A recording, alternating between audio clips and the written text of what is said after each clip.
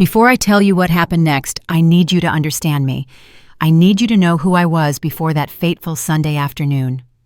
My full name is Angela Bradford. I was born on the south side of Chicago in a family that ran a small fabric business. My father had a fabric shop on 47th Street. I grew up among rolls of silk, linen, and high-end cotton. From a young age, I learned that anything of quality had to be cared for, respected, and preserved. At 23, I met Terrence Bradford at a wedding. He was a civil engineer, 10 years older than me, a serious, hard-working man whose word actually meant something. We got married 6 months later. It was the kind of marriage that hardly exists anymore, the kind built slowly, with morning cups of coffee and long conversations on the balcony every night. Terrence and I bought the house in Bronzeville when Jalen was only 2. It was a 2-story house with a backyard where I planted bougainvillea, jasmine, and a lemon tree that still bore fruit every spring. Jalen learned to walk there. We threw his birthday parties there.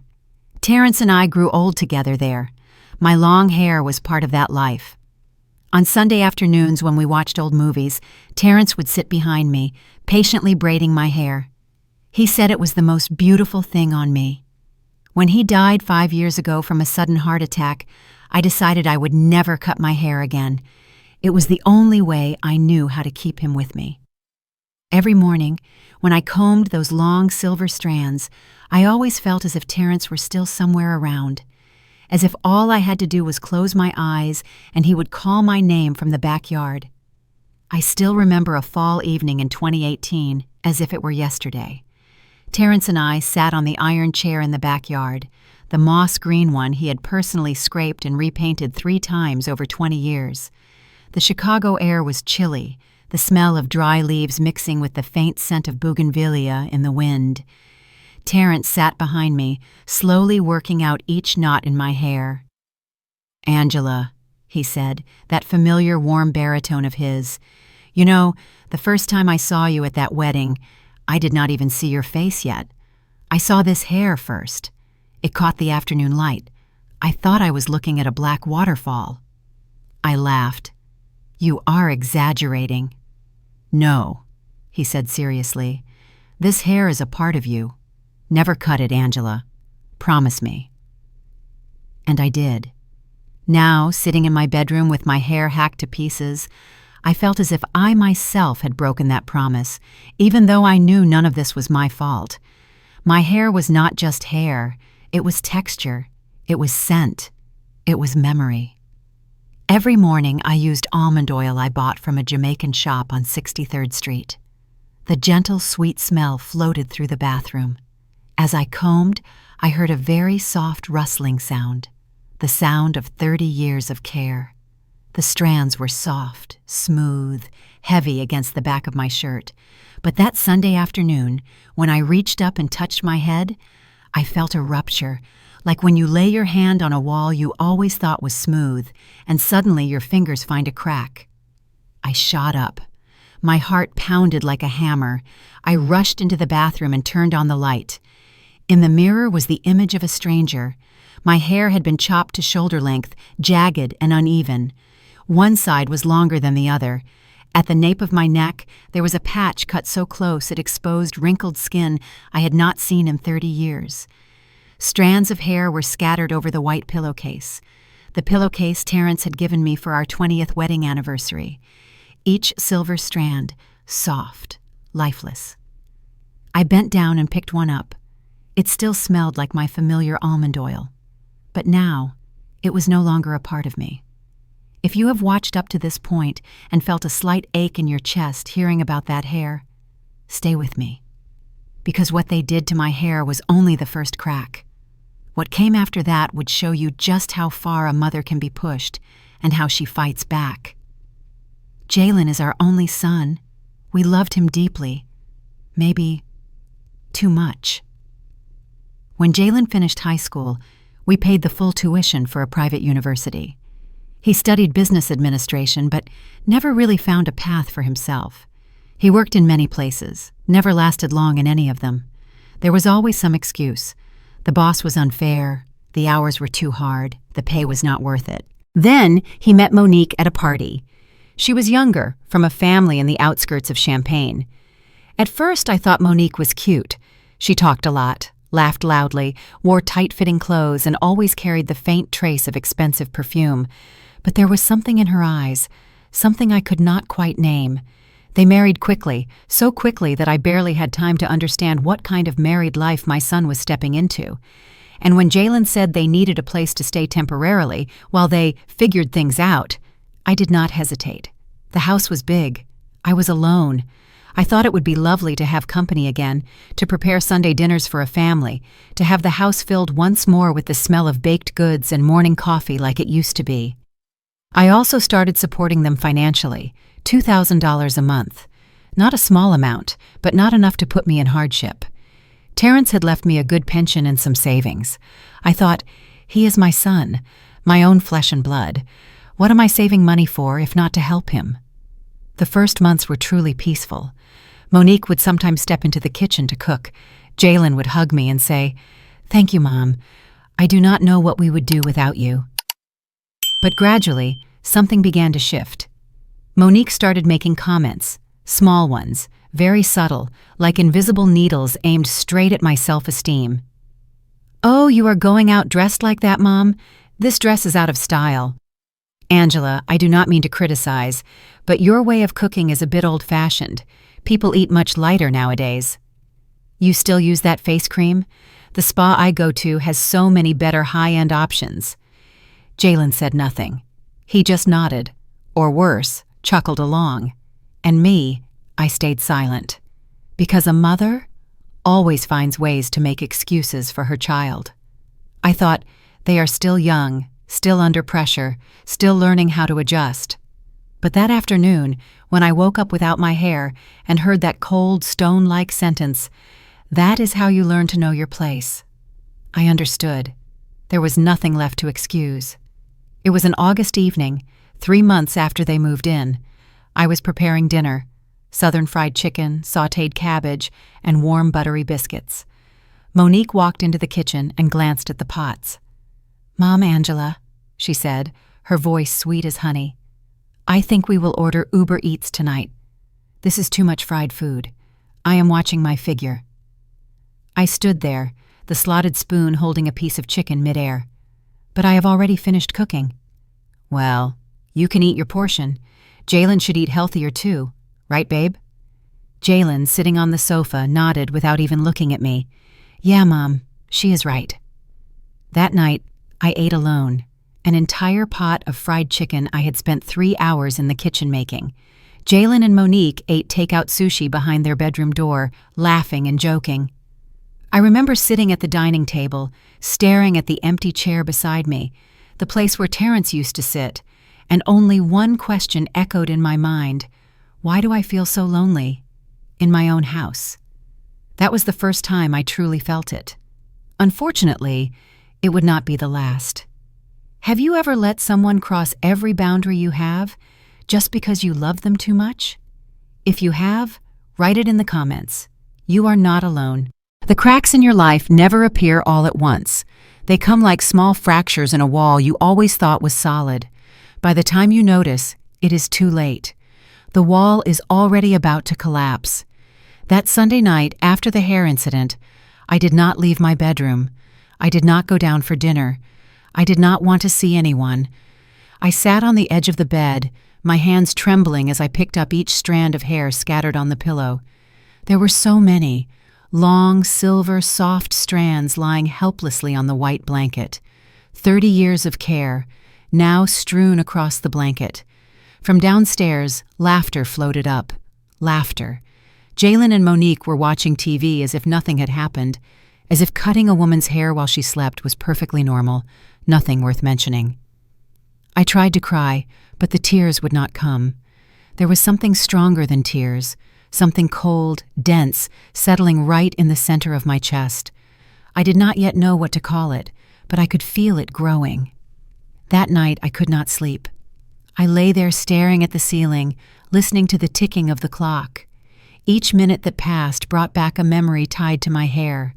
Terrence braiding my hair before my cousin's wedding. His big, calloused hands somehow so skillful, weaving 3 sections into one smooth braid. Jalen, as a little boy, only 3 years old, loved to run his fingers through my hair whenever he was sleepy.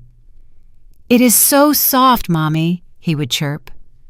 The day Terrence was in the hospital for the last time, he was too weak to sit up, but he still reached out, touched my hair, and gave a faint smile. Still beautiful. Now all those memories were lying in a trash bag under the bathroom sink. Around 3 in the morning, I heard Jalen and Monique's door open, footsteps going down the stairs, the refrigerator door, quiet laughter. They were living their life, and I was lying there with a broken heart. I thought, this is not how human beings treat each other. This is not a family. On Monday morning, I got up early. I stood in front of the mirror again. My hair was still there, but it was new hair now, chopped short and uneven like an open wound. I tried smoothing it with my fingers, tried fixing it, but nothing helped. I knew I had to go to a salon. I would have to explain to someone what had happened. And just that thought filled me with shame. How do you tell a hairdresser that your daughter-in-law cut your hair while you were sleeping?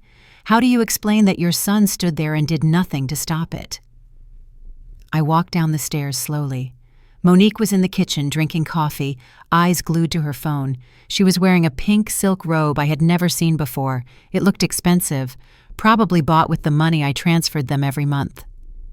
"Good morning, Mom," she said without bothering to look up. I did not answer. I quietly made myself some coffee. My hands shook so much I spilled a bit on the counter. Monique sighed. "Oh, Angela, do not overthink this.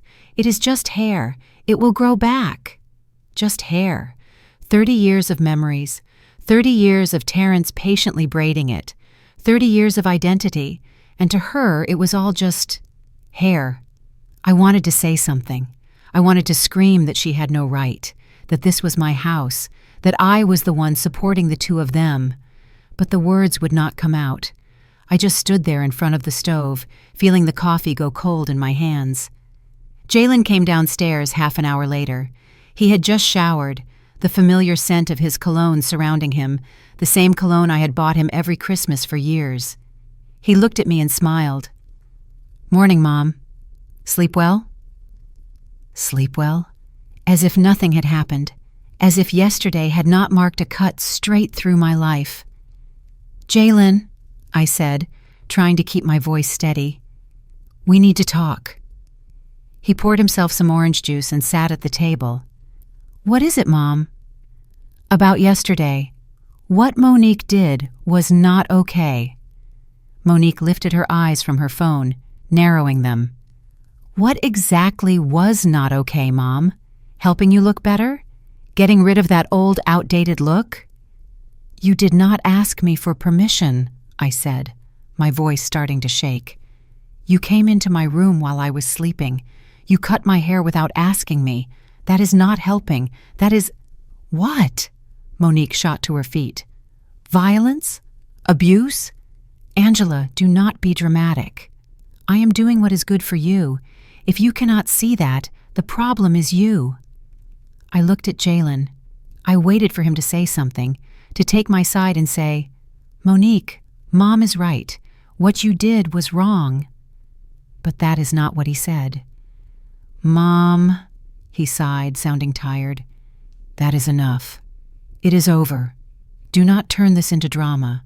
Monique was just trying to help, and honestly, you are too old to wear your hair that long. It looked, I do not know, weird. Weird. My hair, my identity, the way I kept Terrence close to me. Weird. I felt something inside me split, like an old root finally tearing free from the soil, and you know there is no way to plant it back like before. I did not say another word. I went upstairs, grabbed my purse, and left the house. I walked to the main street and called a taxi.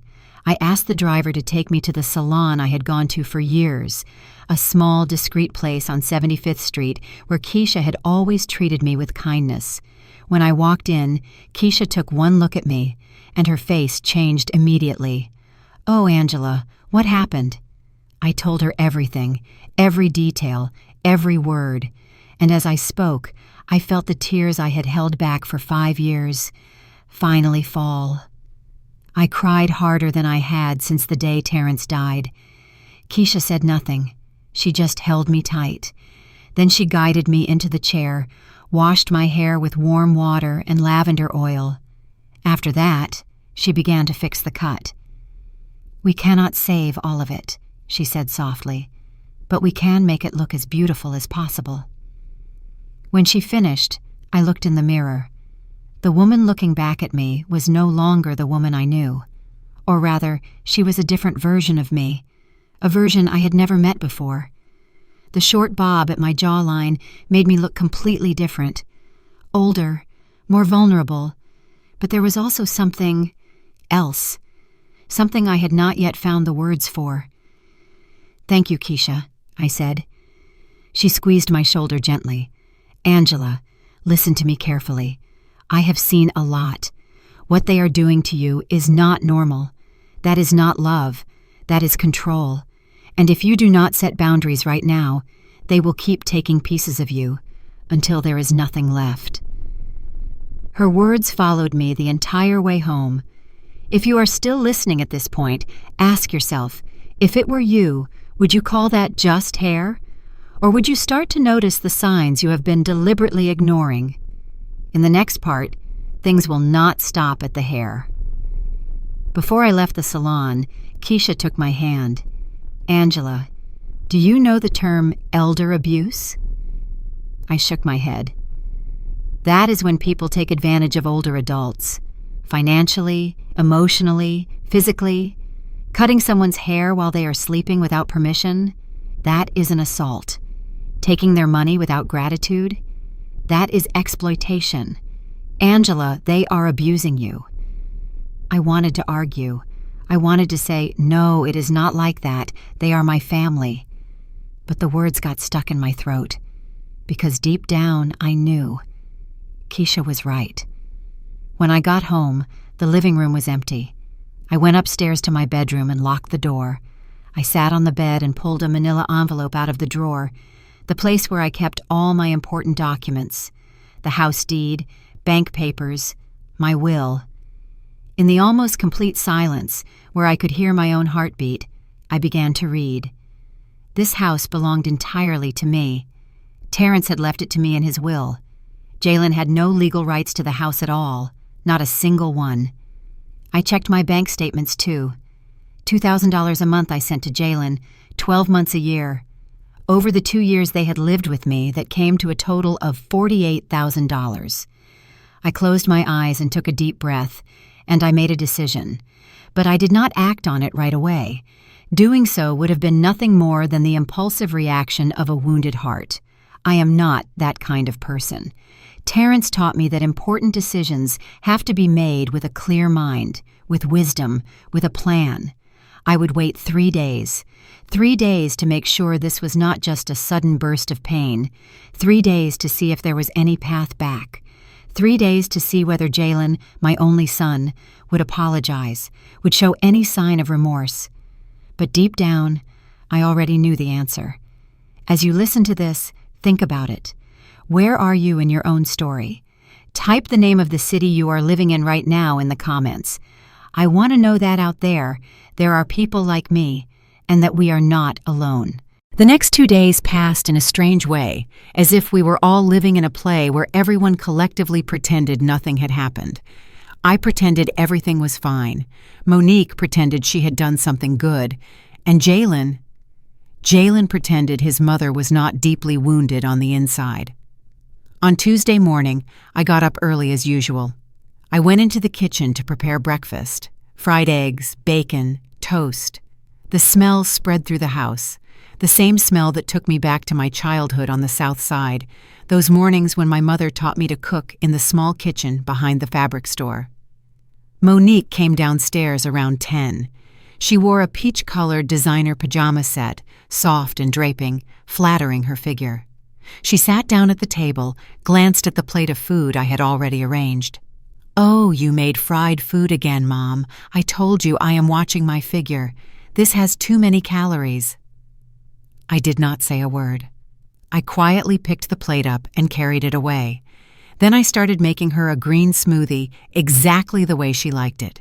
Strawberries, spinach, banana, almond milk. I put each ingredient into the blender, pressed the button, and felt as if my own hands were operating a machine that demanded the same repetitive motion over and over, no feeling left in it. She took a sip. Not a single thank you. Jalen came down half an hour later. He bent to kiss Monique on the forehead, then only flicked his eyes over me in a passing glance. "Mom, iron my blue shirt for me, okay? I need it for the interview." "Okay, son." I went up to his room. The bed was unmade. Clothes were scattered all over the floor. An empty water bottle lay on its side on the nightstand. I bent down to pick everything up, made the bed, ironed the shirt, folded the clean clothes neatly. And while I worked, I found myself wondering, when did I become their maid instead of their mother? When did that happen? I could not remember the exact moment. It did not come with a single hard blow. It came slowly, one small request at a time, one little chore at a time, until it all became the default. At first it was, "Mom, could you help me with this?" Then it became, "Mom, do this for me." And finally, "Mom, I need you to do this right now." And every time I answered, "Okay," because in my mind, that was what mothers did.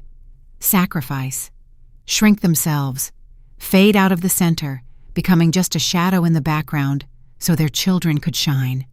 At least, that is what I believed up until then. That afternoon, while I was dusting the living room, I saw something stuck under the sofa. I knelt down, reached in, and pulled it out. It was a real estate magazine. Inside, several pages had been marked with yellow highlighter. Downtown Chicago condos, houses in Lincoln Park, all fancy places with sky-high prices. In the margin of one page, there was a handwritten note, in Monique's handwriting. "With the money from selling this old lady's house, this one is just right. 3 bedrooms, rooftop, gym. What do you think, Jalen?" This old lady. That was how she referred to me. And they were planning to sell my house, the house Terrence and I had bought together, the house Jalen had grown up in, the house that held all my memories, the bougainvillea trellis, the lemon tree in the backyard, the moss green iron chair on the patio. They wanted to sell it. I carefully folded the magazine and slid it back exactly where I had found it, as if no one had ever touched it. My hands were no longer shaking. I did not even feel like crying. Instead, I felt something colder than sadness, something strange, sharp, like a blade honed to its finest edge, clarity. If you are listening to this, be honest with yourself. Have you ever accidentally read a sentence, a message, a note, and realized that the way someone truly saw you was completely different from what they said to your face? If you have, then you will understand very clearly what I was about to do next. That night, I dreamed of Terrence. In the dream, we were sitting again on the iron chair in the backyard, the same moss-green one he had repainted 3 times over 20 years. It was autumn, yellow leaves drifting down, the Chicago air cool and crisp. He sat behind me, slowly braiding my hair, long, thick, black, untouched, as if no one had ever yanked or chopped at it. "Angela," he said, his familiar warm baritone, "do you remember what I wrote in that letter?" "You mean about saying no?" "That is right. Sometimes the greatest love we can give is having the courage to say no." I turned to look at him. "But I am scared, Terrence. I am afraid of losing our son." He smiled, the warm, understanding smile I had ached for over the 5 years since he died. "You will not lose him. You will only be finding him again. But first, Angela, you have to find yourself." I jolted awake at 3 in the morning. My cheeks were wet with tears. But this time, unlike all the other nights, I knew what I had to do. Wednesday passed in a heavy silence, taut and thick like a guitar string wound too tight. Monique went out with friends. "To the spa," she said. Jalen went to his interview, I assumed, like all the other times, it would not lead anywhere. I stayed home alone. And in the quiet of my own living room, I picked up the phone and opened my contacts. My finger stopped at a familiar name, Douglas Hightower, attorney, the older gentleman who had worked with Terrence for many years. I pressed call. "This is Douglas Hightower speaking." "Mr. Hightower, this is Angela Bradford." "Mrs. Angela, it has been a long time since I last heard your voice. How are you?" "I need to see you tomorrow. This is very urgent." "Of course. What time works for you?" 10 in the morning. And Mr. Hightower, I need you to prepare some paperwork, a notice to vacate, and I want to cancel a recurring bank transfer." There was a brief silence on the other end. "Mrs. Angela, are you sure?" "Absolutely sure." I hung up. This time, my hands did not shake at all. My heartbeat was steady, slow, calm. Tomorrow would be Thursday, the third day, and that would be the day everything changed. I still wondered whether I was doing the right thing, but there was one thing I knew for certain. If I did nothing, I would lose pieces of myself, one after another, until there was nothing left. What about you? If you were in my position, your hair cut off, your home targeted, your dignity trampled, what would you do? Tell me in the comments. Maybe, by putting it into words, you will lay the very first brick in rebuilding yourself. Thursday arrived beneath a clear blue sky, the kind Chicago gets after a good night of rain, as if it had just been washed clean. I had barely slept. All night I tossed and turned, my mind pacing back and forth through each step I was about to take. I got up at 6, took a long, careful shower, chose my clothes deliberately, the navy dress Terrence had given me on the last anniversary we spent together, the closed-toe pumps I had worn for years, but that still felt solid, the pearl necklace I had inherited from my mother. I wanted, when I walked out that door, to look like a woman who was dignified and steady, not a woman who had been defeated. I went downstairs and made coffee, just for myself. That day, I did not prepare breakfast for anyone. Monique appeared at 9, walking and yawning at the same time, her hair a mess. "Morning, Mom. No breakfast? Today you will take care of yourself." She raised an eyebrow. "Where are you going?" "Out. I have personal business." "What kind of business?" "Personal." I did not explain further. I just grabbed my purse, picked up my keys, and stepped out the door. The morning air hit my face, cool and fresh. I inhaled deeply, feeling as if my lungs were being filled with clean air for the first time after days of breathing in a stale atmosphere I had not even realized I was living in. I took a taxi to Mr. Hightower's office. It was in the Loop, in an old building that still had a cage-style elevator. I stepped into the lift, listening to the soft clink of metal as it carried me up to the 3rd floor. The receptionist smiled when she saw me. "Mrs. Bradford, the attorney is expecting you." I nodded and went in. Mr. Douglas Hightower rose to his feet as soon as I appeared. He was a man nearing 70, with white hair, thick glasses, and a face that always seemed to carry a quiet, decent calm. "Mrs. Angela, please have a seat." I sat down in the chair facing the dark wooden desk. On it were stacks of files and papers. Behind him, shelves of law books lined up neatly. In the corner of the desk sat a framed photo of his wife. "Mr. Hightower, thank you for seeing me on such short notice. For you, I can always make time," he said gently. "But I have to be honest, your call yesterday worried me. You are not the type to ask for something urgent." I took a deep breath. "I need you to prepare 2 kinds of documents. First is a notice to vacate. There are currently 2 people living in my house without a lease. I want them to leave." He picked up his pen and began to write. "Names? Jalen Bradford Riley, my son, and Monique Rivers Bradford, his wife." The pen stopped mid-stroke. He looked up at me. "Your son?" "Yes." A long silence followed. I could see his expression shifting, not to judgment, but to the effort of rearranging what he had just heard, trying to understand what could drive a mother to this point. "Mrs. Angela, are you sure? Emotionally, this is a very difficult decision. I am sure. May I ask, what happened? I started from the beginning. From the afternoon I woke up with my hair gone to finding the real estate magazine under the sofa. I told him about the $2,000 a month I had been sending them, about how I felt like an unnecessary extra in my own home, about how they called me that old lady, about their plans to sell the house. The more I spoke, the more I realized how easily the words came out. As if for months I had just been waiting for someone to pour it all out to, someone who would listen and confirm that what I felt was not too sensitive, but completely real. Mr. Hightower did not interrupt once. He just listened quietly. When I finished, he took off his glasses, wiped the lenses with a handkerchief, then finally spoke.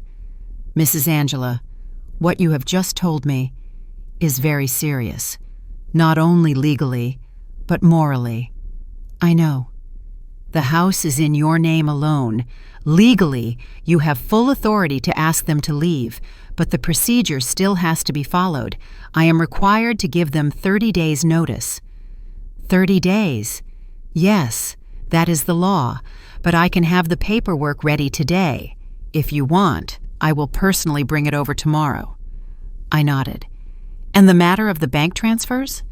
That is much simpler. You can terminate them today. I only need your signature on an authorization form. I will handle the rest with the bank. He pulled out a sheet of paper and slid it across to me. I read every line carefully.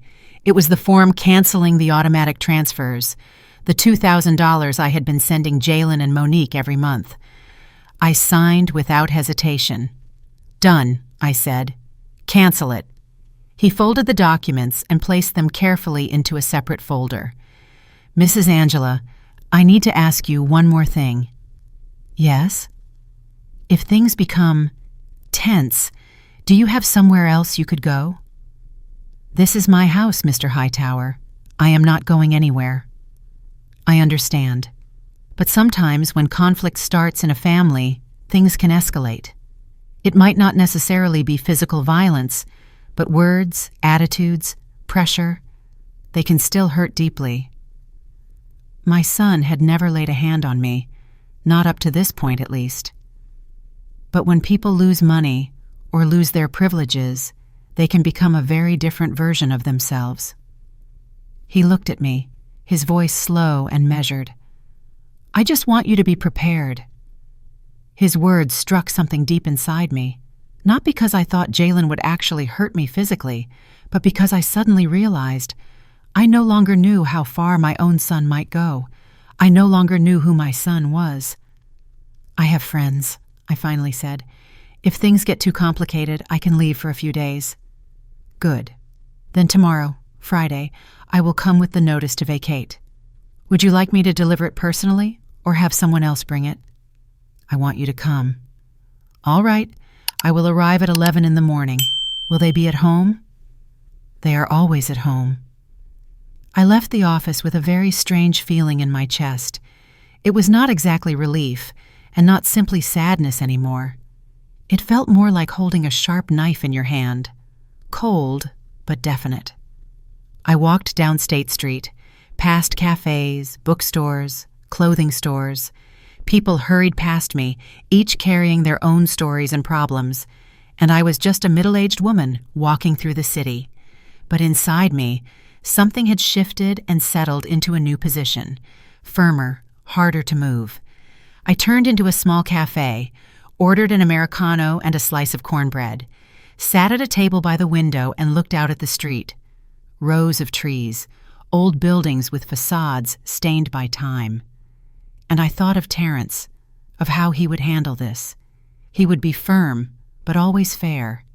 He would never be cruel, never lower himself just to get revenge. But he also would never let anyone trample what was his. Sometimes the greatest love we can give is the courage to say no. I heard his voice again in my head, like a whisper from that letter he once wrote. If you have stayed with me up to this point, ask yourself, has there ever been a moment in your life when you had to make a decision that, from the outside, people might say was too harsh. But deep down, you knew. If you did not do it, you would lose yourself. Hold on to that answer, because in the next part, everything will begin to explode. I took out my phone. On the screen were 3 missed calls from Monique. Not a single one from Jalen. Not one message checking on me. Not a simple, "Where are you, Mom? Are you okay?" I opened my contacts, scrolled to Jalen's name. My finger hovered over the call button. A part of me wanted to press it, wanted to hear my son's voice, wanted to say, "Baby, I am about to do something big. Tell me you still love me. Tell me I am still your mother." But I did not press it, because I knew that the moment I called, I would soften. I would start finding reasons to forgive, to give this one more chance, then another, until there was nothing left of me. I turned off the screen, put the phone back into my bag. Tomorrow they would find out. I got home at 4 in the afternoon. As soon as I stepped through the door, I saw Monique sitting in the living room watching TV. She turned her head, her face full of irritation. "Where were you, Mom? I called you like 1,000 times." "I had things to take care of." "What things?" "My things." She frowned. "You have been really weird lately. Is there something going on?" "No, nothing."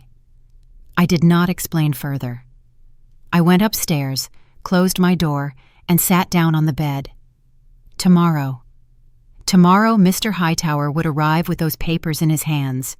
Tomorrow, Jalen and Monique would learn they had 30 days to move out of this house. Tomorrow, they would discover the $2,000 a month had been cut off. Tomorrow, the real confrontation would begin. That evening at dinner, from the outside, we looked like a normal family. I made pot roast, white rice, stir-fried vegetables, set the dishes on the table, took my usual seat. Jalen talked about a new project, another business idea he had just come up with. He needed capital. He needed money. "Mom, I was thinking if we sold this house and bought a smaller one, we could use the extra money to invest. I could start a business, and this time it could finally be the real thing, the big success." Monique nodded eagerly. "Exactly, Mom. I have looked at some really nice condos downtown. Modern, comfortable, great security. This house is too big for just you. For just me. As if they did not live here, did not eat the food I cooked, did not use the utilities I paid for." "We will see," was all I said. Monique looked at me as if I were the most unreasonable person in the world. "See what? Jalen is right. This house is too big. You do not need it." I took a sip of water, looked straight at the 2 people sitting across from me, my son and the woman he had chosen as his wife, and realized I did not feel anything distinctly anymore. Not affection, not exactly hatred, just a distance so wide I had no idea how to build a bridge across it. "We will talk about it tomorrow," I said, and in my mind, I added a sentence I did not say out loud. "Tomorrow, you will learn that nothing here belongs to you. Not this house, not the money I have saved, and not me either." That night, I went to bed early. For the first time in days, I slept deeply. No nightmares, no tears. Because I knew what was coming could no longer be avoided, and this time, I was ready. Have you ever had to set a boundary so big that it was also the thing that hurt your own heart the most? Tell me in the comments. I need to know I am not the only one who dared to say enough in my own home. Friday came again under a clear blue sky. I do not know if it was that particular golden hue October skies in Chicago often have, or if it was simply that I had changed, but something in the air felt different. Like the silence right before a storm, when everything is so unnaturally still that you just know something big is about to happen. I woke up at 6:30, went into the bathroom, turned on the hot water, and let it run down my back while my mind kept replaying everything that was about to unfold. I put on beige linen trousers, a white cotton shirt, and a pair of comfortable flats. I wanted to look calm and composed, like someone who had thought things through, not like a person lashing out in a fit of anger. I went downstairs and made coffee, still just for myself. I no longer felt responsible for cooking for them. I no longer felt I had any obligation to do anything related to them. I sat in the dining room, facing the window that looked out onto the backyard. The red bougainvillea trellis swayed gently in the wind. The lemon tree in the corner of the yard already carried new fruit, small, green, round, taut with promise. That lemon tree had survived drought, frost, and pests. And yet, every year, it still bore fruit. I thought to myself, I am going to survive this too. At exactly 9 o'clock, Monique came downstairs. She had on a peach silk robe, her hair in a loose bun, mascara smeared under her eyes, looking like she had just had a long night and still somehow had energy left to be annoyed. "Good morning, Mom. Where's breakfast?" "There is none today." She let out a loud sigh. "Oh my God, what is it now? Are you sulking about something again?" "I am not angry." "Then why are you acting so weird?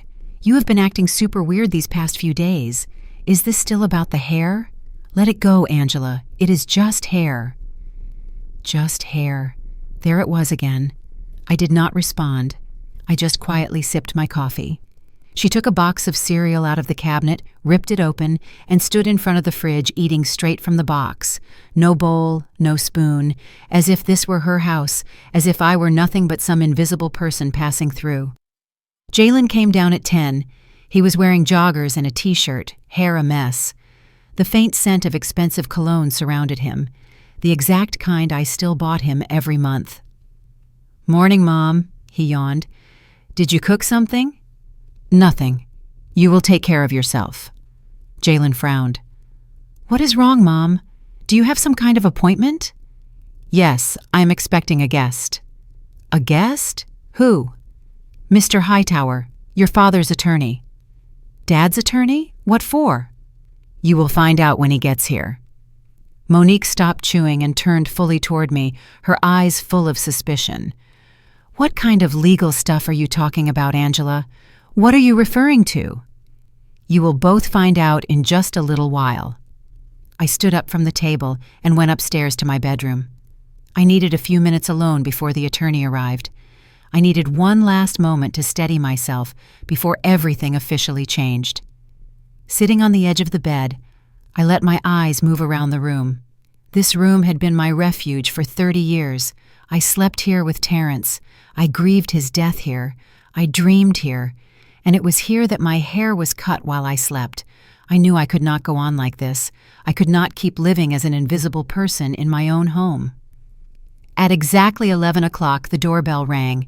I walked down the stairs one step at a time, feeling my heartbeat not fast but heavy. Jalen and Monique were sitting in the living room, their faces a mix of curiosity and anxious unease. I opened the door. Mr. Hightower stood there in a gray suit, leather briefcase in hand, his expression serious, but still carrying that familiar kindness. "Good morning, Mrs. Angela." "Good morning, Mr. Hightower. Please come in." He stepped inside. Jalen immediately got up and extended his hand. "Mr. Hightower, it is so good to see you. How are you?" "Doing well, Jalen. Thank you." "What brings you here today?" He glanced at me for a second. I nodded, signaling, "Go ahead." "I am here to deliver some documents," he said slowly. "May we sit down and talk?" Of course," Jalen replied, sounding a bit confused. We went into the living room. I sat in the single armchair near the window. Jalen and Monique sat on the sofa. Mr. Hightower took the seat opposite them, resting his briefcase on his lap. He opened the case, took out 2 envelopes, and handed one to Jalen and one to Monique. "These are for the 2 of you," he said, his voice firm yet courteous. "These are official documents. I advise you both to read them carefully." Jalen took the envelope and slowly opened it. He pulled out the stack of papers, and his eyes began to move down the lines. I watched my son's face change, from confusion to surprise, from surprise to shock, and from shock to sheer disbelief. "What is this?" he asked, his voice starting to shake. "A notice to Vacate the premises? Monique snatched the papers from Jalen's hand and skimmed them quickly. Her eyes widened, her voice shooting up an octave. You are kicking us out of the house? You are kicking us out of your house? This is not our house, I said calmly. This is my house. I looked straight at them. And yes, I am asking you to leave. What? Monique shot to her feet. This is insane. You cannot do this. We are family. Family? I repeated the word, slow and clear, like I was tasting something familiar under a new kind of light. Family cuts your hair while you are asleep? Family calls a mother that old lady? Family makes plans to sell her house behind her back as if she were already dead? Monique's face went pale. What are you talking about? I found the real estate magazine under the sofa, with your handwriting on it. With the money from selling this old lady's house, this one is just right. 3 bedrooms, rooftop, gym. What do you think, Jalen? Do you remember that? Her mouth opened, then closed again. No sound came out. Jalen was still sitting there, the paper in his hand, reading it over and over like he was hoping the words would rearrange themselves into something else. Mom, this cannot be serious. We are family. I am your son. You know, Jalen, I said, my throat feeling both dry and raw. It is precisely because you are my son that this hurts as much as it does. Then why? Why would you do this? If the hair thing made you upset, Monique could have apologized. His voice was starting to crack. If she said something that offended you, we could fix that. But this is too much. Too much? I stood up and looked directly at my son. Do you know what is really too much, Jalen? Too much is living in my house without paying a dime in rent. Too much is taking $2,000 every month and still not holding down a real job. Too much is treating me like a live-in maid. Too much is sitting around making plans to sell this house behind my back. We never planned to sell anything, Monique shouted. That magazine was just ideas, just us talking, joking between husband and wife. That is not a crime. You are right. It is not a crime. I nodded slightly.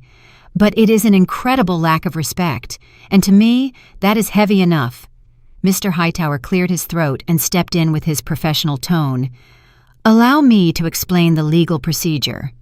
You have 30 days to vacate this property. After that period, if you do not leave voluntarily, we will be forced to proceed with a formal eviction through the court. He paused for a moment, then continued. I also have to inform you that as of today, the monthly transfer, $2,000, from Mrs. Angela's account to yours is officially canceled. Monique let out a short, bitter laugh. Canceled? You are canceling the money too? Angela, do you realize what you are doing? You are pushing us out onto the street. No one is pushing you onto the street, I replied, still in a steady voice.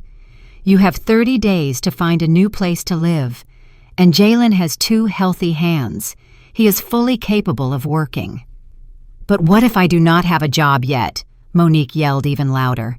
How are we supposed to pay rent, pay bills, if we do not have any money? That is no longer my problem, I answered, each word clear and firm. You are adults. It is time the 2 of you learn to support yourselves. If you were me, sitting there in that living room with your son and daughter-in-law across from you, your hands still trembling slightly from having just signed the papers that cut off their finances, what would you do? Would you take it back, or would you stand your ground? Keep your answer tucked inside, because what happened for the rest of that day will show you what happens when a mother finally says, enough. Jalen looked at me like he was looking at a stranger. There was suspicion in his eyes, hurt, almost an inability to accept what he was hearing. Who are you? He asked, voice tight. My mother would not do this. My mother always supported us. My mother was always there. What happened to her? That question felt like a knife twisting in my chest. He was right about one thing. I had always been there. Always. But they had never really been there for me. What happened to me? I repeated slowly. I woke up, Jalen. I opened my eyes. I realized that love is not about sacrificing yourself until you disappear. Love is not letting yourself be trampled. Real love needs boundaries. But we are family. Jalen still clung to that phrase. I am your only son. And I am your mother. But that does not mean you have the right to treat me like I no longer have any value, like I am just an old piece of furniture taking up space in your house. Monique crossed her arms, eyes blazing. This is ridiculous, Jalen. We are not going anywhere. This woman is crazy. We can sue. We have lived here for 2 years. We have rights. Mr. Hightower turned to her, his tone still calm, but colder now. Ms. Monique, I advise you to find your own attorney if you wish to dispute this. But I must be frank, you do not have a strong legal basis. There is no lease agreement. You have not paid any rent or contributed to the household expenses. Legally speaking, you are guests, and the homeowner has full authority to ask guests to leave. Monique glared at him, then swung her gaze back to me. In her eyes now, I saw something that had never revealed itself this clearly before. Pure hatred. This will not end here, Angela, she hissed. I swear to you, you are going to regret today. Maybe, I said. But if I ever do regret it, at least I will be regretting it in my own home, in my own peace. Jalen laid the stack of papers down on the coffee table and stood up. His eyes were bloodshot. I could not tell if it was from rage, humiliation, or the realization that his safety net had just been cut. You are really going to see this through? He asked. Yes. There is no way you will reconsider? No. He nodded, slowly and heavily, like someone who had just heard a final sentence read out. All right, then I guess I have nothing more to say. Jalen turned and went upstairs. A few seconds later, I heard the bedroom door slam shut. Monique pointed a finger at my face. You are going to end your life alone. You know that? Completely alone.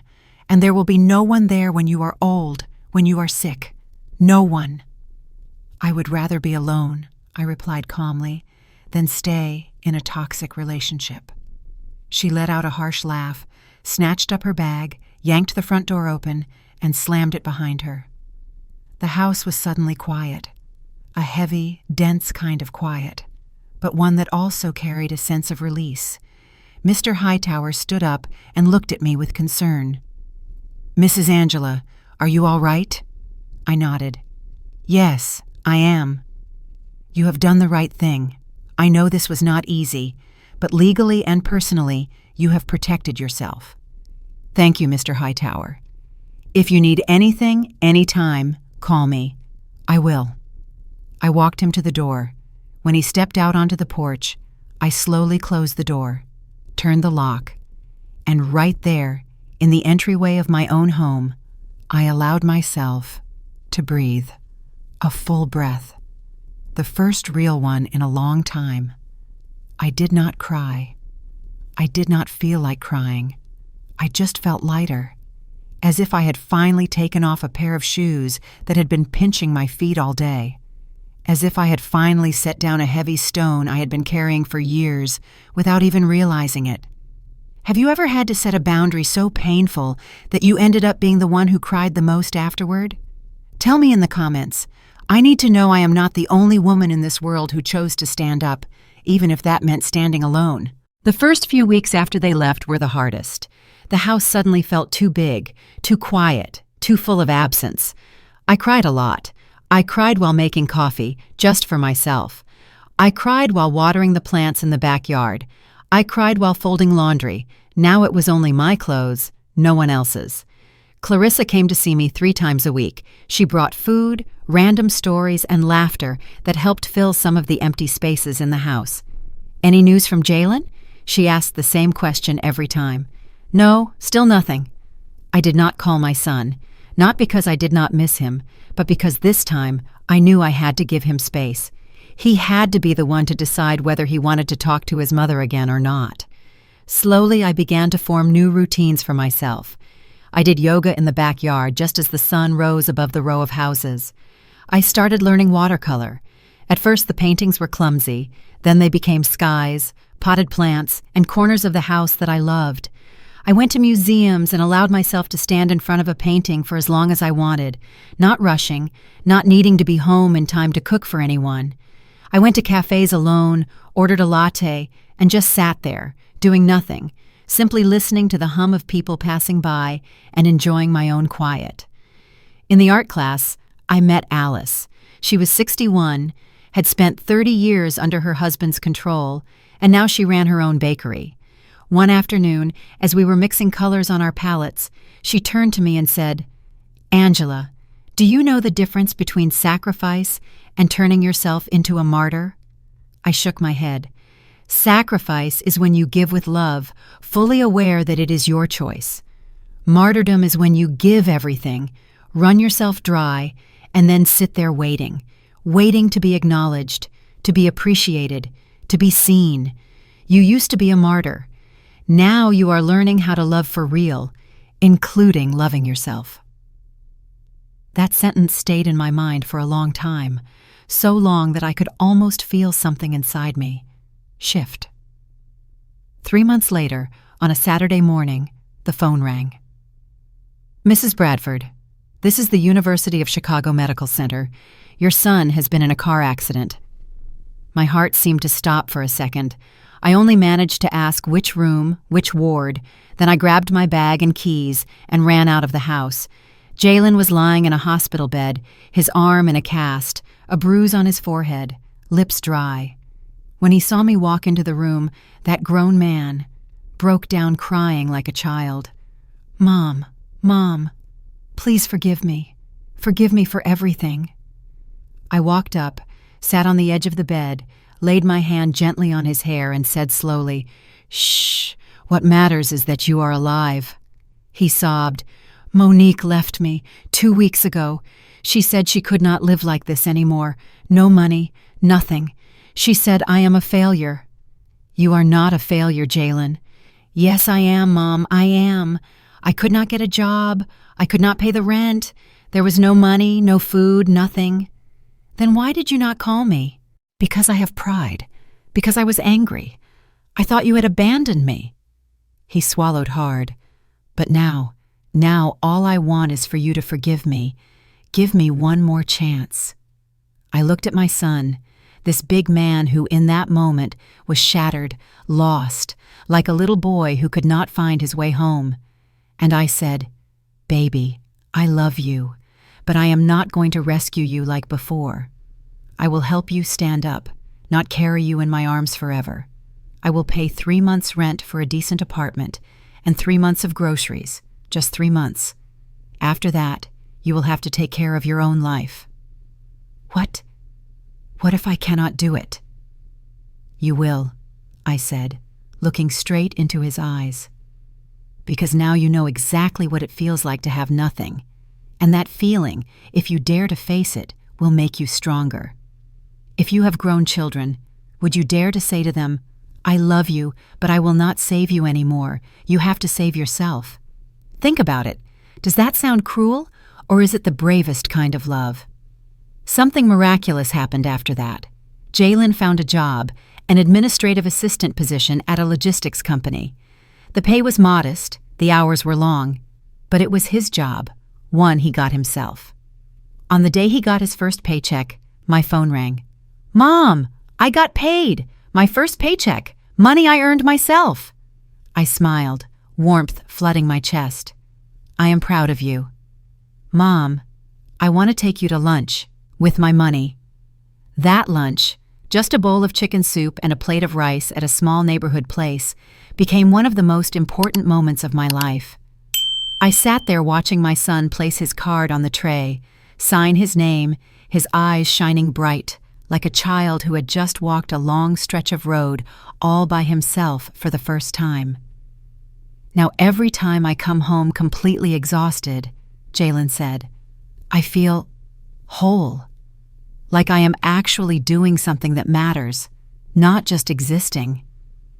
We began to see each other every week. Sometimes he came to my house and I cooked. Sometimes I went to his small apartment, not fancy, but clean, with a few green plants, a bookshelf he had built himself, and some books he had bought with his own pay. I am learning how to live on my own, Jalen laughed. It is scary, but it is also very freeing. One afternoon, as we were sitting on his old sofa drinking tea, Jalen said, "Monique called me. She wants to come back." My heart skipped a beat. "And what did you say?" I said no. Jalen looked down at his hands, his voice growing quieter. I realized Monique never really loved me. She loved what I could give her. When there was nothing left, she disappeared. He lifted his gaze, and this time what I saw was a truly grown man. But I do not regret having met her. She taught me a lesson. Real love is not being together when everything is easy. Real love is still being there when things get hard, like you. You stayed, even when I hurt you. He placed his hand over mine. Now it is my turn. I will stay. For you. I promise. A few weeks later, our neighbor Bernice stopped by with some pastries and a bit of news. "Angela, have you heard about Monique?" I shook my head. "She moved in with some older rich guy, but that man has a wife. The wife found out and threw them both out. Now Monique is back living with her parents in Champaign. No house, no money, no dignity left." I did not feel joy. I did not feel triumphant. I just understood. Monique had made her choices, chosen greed, chosen shallowness, chosen selfishness. And now she was paying the price for those very choices. It was not me punishing her. Life was simply balancing itself out. A year passed. I turned 59. My hair now reaches my shoulders, and I realized I like it this way. Easy to care for, neat, just soft enough. Every time I look in the mirror, I no longer think about what I lost. I think about what I have reclaimed. Jalen comes over every Sunday. He no longer lives with me. He comes because he wants to, because it is his choice, not out of dependency or obligation. Last week he called, sounding excited. "Mom, I got a promotion. I am a regional coordinator now. Better pay. I also found a bigger apartment, 2 bedrooms, and I just enrolled in a master's program starting in August." Every piece of news he shares, better job, new apartment, study plans, fills my heart, not because they are my achievements, but because I know each one of them truly belongs to him. On Jalen's birthday, he brought me a bouquet of white roses. "Mom," he said, "I want to thank you for saying no, for setting boundaries, for forcing me to grow up." He drew a deep breath. "There was a time I was angry with you. I cast you as the villain in my story, but now I understand. You did not abandon me. You freed me from the prison of comfort, dependence, and a victim mindset." He looked at me with the eyes of a man who had been broken and rebuilt. "I admire you. You are the bravest woman I know, because it is easy to give everything away, to say yes to everything. The hardest thing is to say no, even when you love too much. The hardest thing is to let go when you are shaking with the fear of loss." I hugged my son, and this time I cried. But unlike all the other times, these were not tears of helplessness, they were tears of release. Clarissa and I went to Colorado together on a trip for middle-aged women. There, we met others, widows, divorcees, single women, all with one thing in common. They had once bowed their heads for others and eventually chose to stand tall for themselves. Teresa, 65, shared, "My husband cheated on me for 20 years. I knew, but I stayed because I was afraid of being alone, afraid of starting over. One day, I could not recognize the woman in the mirror anymore. I asked myself, is it worth it, living a life that is not mine? The answer was no. I divorced at 60. Now I run a small business, live on my own, and for the first time in my life, I feel truly happy." One day, Keisha, my longtime hairdresser, asked me, "Do you want to grow your hair long again like before?" I smiled. "No, this hair now is mine. It is part of who I am today, and I like the woman I am becoming." Keisha nodded. "I am glad to hear you say that. The first time you walked into my salon, I saw a woman in pieces. Now I see a woman who is whole. Whole. That word perfectly describes how I feel now. Today, Jalen is at the house again. He is setting the table himself while I carry out the roasted turkey and tray of mashed potatoes, the familiar Sunday family meal from the old days, but with a completely new meaning. "Mom," he asks as he arranges the cutlery, "are you happy?" "Of course," I answer, and for the first time in many years, I feel that answer ring true in every cell of my body. "Yes, I am happy. I am glad to hear that. You deserve it. After everything you have given and everything you have endured." "What about you?"